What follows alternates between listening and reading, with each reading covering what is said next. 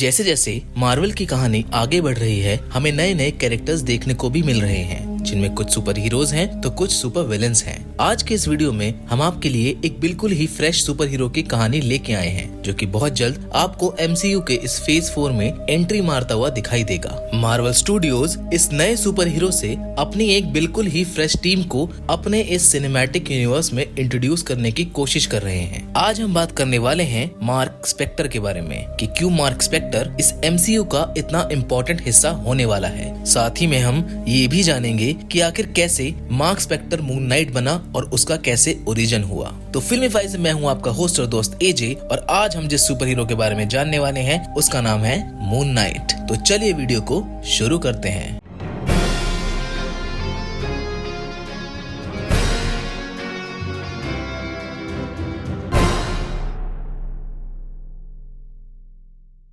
ये कहानी एक मार्क स्पेक्टर नाम के लड़के की है, जो कि बनता है मून नाइट। मार्क स्पेक्टर का जन्म यूनाइटेड स्टेट्स में होता है। उसके पिता का नाम रबी एलियास स्पेक्टर था, जो कि खुद अपने बचपन में नाजीज के हाथ से बच के भागने वाला इकलौता बच्चा था। मार्क स्पेक्टर शिकागो के स्लम में पैदा हुआ एक आम बच्चा था। मार्क के पिता एलियास डिस्क्रिमिनेशन का शिकार थे, जिसे मार्क हमेशा देखा करता था, लेकिन वो हमेशा ये भी सोचा करता था कि क्यों मेरे पिता इस चीज का वापस पलट के वार नहीं करते हैं। मार्क के बचपन में कुछ ऐसी घटनाएं हुई थी जिसकी वजह से उसे डिसोसिएटिव आइडेंटिटी डिसऑर्डर नाम की एक बीमारी हो गई थी। उनकी फैमिली के क्लोज फ्रेंड, जिनका नाम पर्लमैन था, जो कि एक किलर भी था, उसने मार्क को मारने की कोशिश करी थी, लेकिन मार्क अपनी फाइटिंग स्किल्स की वजह से उससे बच के भाग गया था। और इसी घटना की वजह से मार्क के अंदर अलग अलग पर्सनालिटीज ने जन्म ले लिया था। सबसे पहली पर्सनालिटी जिन्होंने उसके अंदर जन्म लिया था वो जेक लॉकली और स्टीवन ग्रांट की थी, जिसके बारे में मार्क के पिता को पता चल गया था, और उन्होंने सिर्फ इसीलिए उसे एक मेंटल असाइलम में भेज दिया था इंटर्नशिप के लिए, जहां उसने पहली बार खॉन्जू के बारे में जाना। मैं आपको बता दूं, खॉन्जू इजिप्शियन गॉड है, जो कभी एक समय में स्टोन एज एवेंजर्स का मेंबर बनना चाहता था, लेकिन स्टोन एज एवेंजर्स ने उसे कभी वो मौका ही नहीं दिया, जिसकी वजह से खॉन्जू ने इमॉर्टैलिटी को अपनाया। आप जानते हैं, खॉन्जू इस दुनिया का सबसे पहला मून नाइट था, और खॉन्जू इसलिए मार्क से संपर्क करने की कोशिश कर रहा था क्योंकि वो उसके पोटेंशियल को जानता था और उसे पता था कि मार्क आगे चल के क्या बनने वाला है। अब एक दिन मार्क को पता चलता है कि उसके पिता की मृत्यु हो गई है। वैसे तो मार्क को हॉस्पिटल से बाहर जाने की इजाजत नहीं थी, लेकिन फिर भी उसे उसके पिता का फ्यूनरल अटेंड करने के लिए भेज दिया जाता है, जहां उसे खॉन्जू की आवाज सुनाई देती है और वो वहां से भाग जाता है। वहां से भागने के बाद मार्क के जीवन में बहुत से मोड़ आते हैं, लेकिन सबसे बड़ा मोड़ तब आता है जब वो मरीन्स बनता है। वो 3 सालों तक अपने देश की सेवा करता है, लेकिन एक दिन अचानक एक मिशन के दौरान, जो कि इराक में था,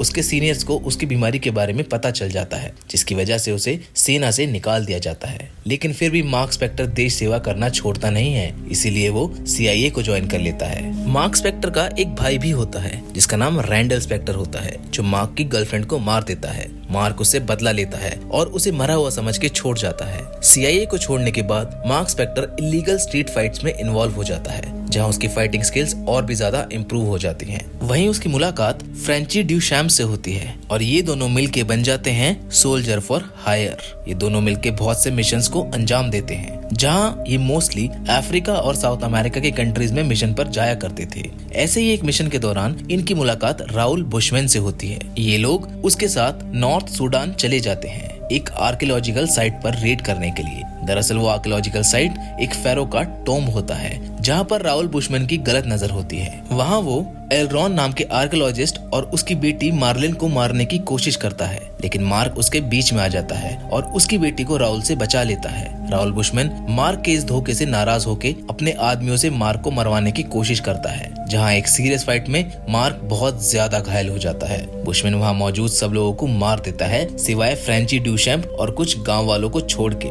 मार्क उस फेरो के टूम पर पहुंचकर बेहोश हो जाता है। मर्लिन कुछ गांव वालों के साथ मिलके मार्क को खॉन्जू की मूर्ति के पास ले जाती है और उससे प्रार्थना करती है कि मार्क को बचा ले। मार्क की आत्मा खॉन्जू के पास चली जाती है। खॉन्जू मार्क से एक सौदा करता है और बोलता है कि मैं तुम्हें एक शर्त पर दोबारा जीवन दूंगा, अगर तुम पूरी जिंदगी मेरे लिए काम करोगे तो। मार्क मान जाता है और खॉन्जू उसकी आत्मा को फिर से उसके शरीर से मिला देता है, लेकिन इस बार मार्क कोई आम इंसान नहीं था, वो अब बन गया था द मून नाइट। सबसे पहले वो बुशमैन को ढूंढ के सजा देता है, जहाँ वो उसके सारे साथियों को मार देता है, लेकिन बुशमैन वहाँ से भाग जाता है। अब मार्क की जिंदगी को एक मकसद मिल गया था, इसलिए वो वापस न्यूयॉर्क आ जाता है मर्लिन और फ्रैंची ड्यूशैम्प के साथ। ये तीनों मिलके एक नया कॉस्ट्यूम डिजाइन करते हैं और यहाँ से सफर शुरू होता है Mark Spector AKA Moon Knight का। मून नाइट एक डार्क सुपर हीरो है जो कि बैटमैन की तरह हमेशा रात में लोगों की रक्षा किया करता है। वो एक ऐसी टीम का मेंबर बनेगा आगे चल के जिसे मार्वल बहुत जल्द डेमोनिक एंटिटीज से लड़ने के लिए इंट्रोड्यूस करने वाले हैं, और इसी टीम में उसके साथ घोस्ट राइडर भी आपको देखने को मिलेगा एक्शन में। इस टीम का नाम मिडनाइट सन्स होगा। मून नाइट के किस्से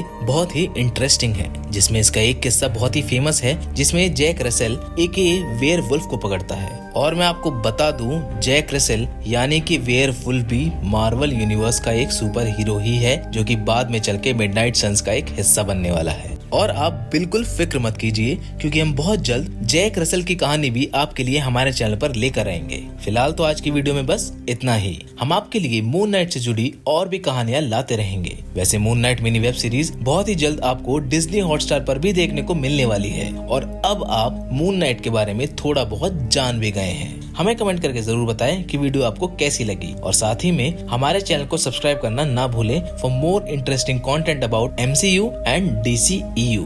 मिलते हैं आपसे एक और नई इंटरेस्टिंग वीडियो के साथ। Till then, good bye.